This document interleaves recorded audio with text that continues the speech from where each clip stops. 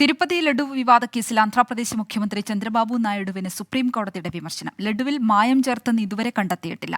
പരിശോധിച്ച നെയ്യുടെ സാമ്പിൾ ലഡു ഉണ്ടാക്കാൻ ഉപയോഗിച്ചിട്ടില്ല. പിന്നെ എന്തിനാണ് മാധ്യമങ്ങൾക്ക് മുന്നിൽ ചന്ദ്രബാബു നായിഡു ആരോപണം ഉന്നയിച്ചതെന്നും സുപ്രീം കോടതി ചോദിച്ചു. മുഹമ്മദ് റഹീസ് ചെന്നൈയിൽ നിന്ന് വിവരങ്ങൾ നൽകും.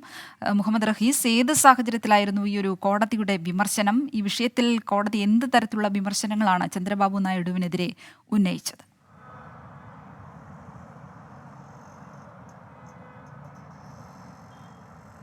ശ്രീലക്ഷ്മി, അതിരൂക്ഷമായ വിമർശനമാണ് സുപ്രീം കോടതിയിൽ നിന്നും ആന്ധ്രാപ്രദേശ് മുഖ്യമന്ത്രി ചന്ദ്രബാബു നായിഡുവിന് നേരെ ഉണ്ടായിരിക്കുന്നത്. കഴിഞ്ഞ 2 ആഴ്ചയിലധികമായി അദ്ദേഹം ഉന്നയിക്കുന്ന ആരോപണങ്ങൾക്കൊക്കെയും സുപ്രീം കോടതി കടുത്ത ഭാഷയിലാണ് അദ്ദേഹത്തിനെ വിമർശിച്ചിരിക്കുന്നത്.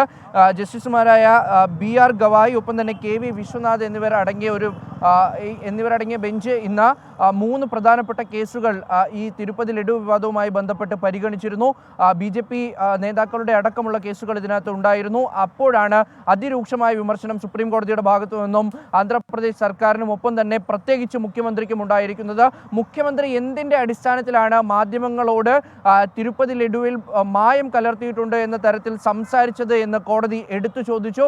കാരണം ഈ നെയ്യിൽ മായം ചേർത്ത നെയ്യ് കൊണ്ട് തിരുപ്പതി ലഡു ഉണ്ടാക്കി എന്നാണ് ചന്ദ്രബാബു നായിഡു പറഞ്ഞത്. പക്ഷേ നെയ്യിൽ മായം ചേർത്തിട്ടുണ്ട് എന്നുള്ള കാര്യത്തിൽ വ്യക്തതയില്ല. മാത്രമല്ല, അത്തരത്തിൽ മായം ചേർത്തിട്ടുണ്ട് എങ്കിലും ഈ നെയ്യ് കൊണ്ട് ലഡു ഉണ്ടാക്കിയിട്ടില്ല, അഥവാ ഇവിടുത്തെ പ്രസാദം ഉണ്ടാക്കിയിട്ടില്ല എന്ന് സുപ്രീം കോടതി തന്നെ പറഞ്ഞു വെക്കുകയാണ്. പിന്നെ എന്തിൻ്റെ അടിസ്ഥാനത്തിലാണ് ഇത്തരത്തിലൊരു ആരോപണം മാധ്യമങ്ങൾക്ക് മുമ്പിലെത്തി സംസാരിക്കുന്നത് എന്ന് ചോദിക്കുന്നു.